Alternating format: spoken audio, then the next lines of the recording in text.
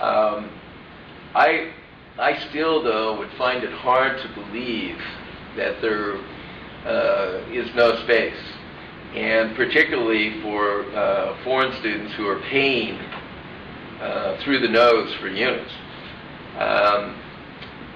Interesting thing, commentary about this country. You know, money talks, and I would be very surprised if it didn't talk. So I can't tell you absolutely yes sitting here. I think one of the things we have, see, the student has to be here a whole year before they can actually be accepted in the guaranteed transfer. And then there's a contract that says you're going to take these courses and you're going to achieve at least this grade point average. But to make that even more successful, we pay half the salary for a counselor from UCD. She comes here twice a week. Okay? And we pay half the salary of the counselor from Sac State, and she comes here twice a week. So we want to make the transition as smooth as possible, and we want people who really know about Sac State, who really know about UCD. But the starting point is with Maxine. And I'd be shocked if it was closed to international students. It would be unusual behavior for us. You know, we talk a lot about high-risk students and minority students, and they're the ones who are going to still continue to have the priority. When students have good grades and they have money, that talks a lot louder than, you know, our commitment to high-risk students. Maybe it shouldn't be that way, but that's the way it is. Dr. Harris, my name is Michael Harris, and I'm a former student here at the City College, and I'm currently a senior in international business. My question to you, actually I have two questions. My question to you is, since City College is the focal point for international students here in the Los Rios district, what would be the steps for City College to take a leadership role in providing a total international curriculum? To include languages, to include ancient African civilizations, to include ancient Oriental civilizations.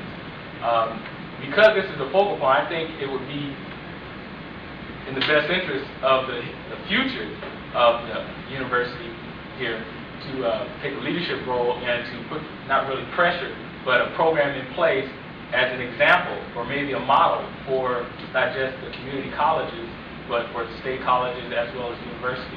And my second question is, can you speak a little bit about the procedure for international students to, is it a year or 2 years before they can have a residency status and not have to pay those entire fees? That's a really hard one, and it changes from year to year. Let me go back to the first one that, yes, we are committed to the concept of having a model program for international students. Things come slow, and as you get a little older, I guess you adjust to it. I wasn't very patient when I was 25 and wanted new things and felt they could happen. But it is moving along. What's happened with all the non-resident international student fees, it all goes to the, okay, and then the revenue is split basically equally between the district and the three colleges.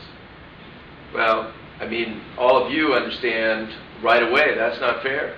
You know, we have the majority of all the students, but the revenue is spread equally amongst all three colleges and the district. I finally have really driven that point home. And one of the reasons it's easy to drive home now, we're at cap. We can't get any more money from the state. There's really only one way we can expand. It's international. Well, maybe that's exploitation. No, it's good timing. It's understanding how to move an idea. You know, it's looking at the real world and saying, this is the time to move this particular concept, this particular idea. There's no better time right now than to push the international. This is the best time since I've been here. And the chancellor's really receptive.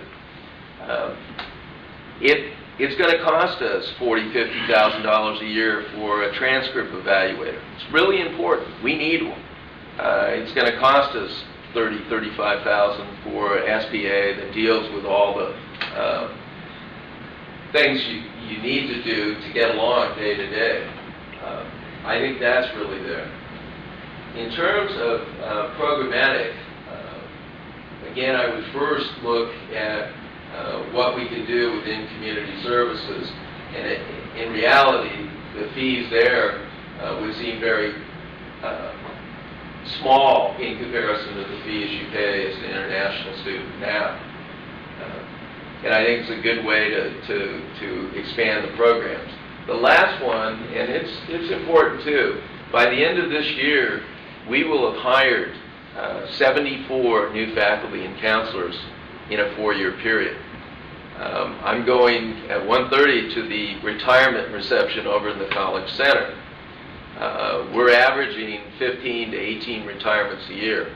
And that's going to continue for the next 5 years. That means you bring in new people. We have the #1 in the state affirmative action hiring record, both in terms of gender and race. It affects the curriculum. It affects what we do. It affects what we teach. I think there's much more of a multicultural commitment from new faculty than there has been for the faculty that was hired in the 60s. Dr. Cannon, et cetera. Most people were hired here in the late 50s, early 60s. And the college was different then. Community colleges didn't exist. They were junior colleges, and they had one purpose: transfer. Okay? Now, it's open access, serve everybody's need. In having to do that, the everybody's need is really expansive, culturally, just across the board. I think it's a tremendous opportunity. We have an anthropology instructor now who has a class, and he pairs up international foreign students with students in this country. And what they're really doing is looking at cultural things, getting people acquainted with what it's like in their country versus this country, values, principles, etc.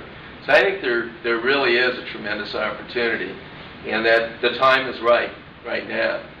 The word in science is the zeitgeist. It's a German saying, but the time is right. I know that you have to run, and there's something I want to ask. Okay. It would be extremely helpful to this session if we could start, each person would say their name, their country they're from, their major. If you have an undeclared major, just say so. I'll be going to Ministries of Education this summer and whatnot, so if your name's there, that'll be the quickest. Could just start here, speak so the mic, yes. My name is Ignatius Anyanwa.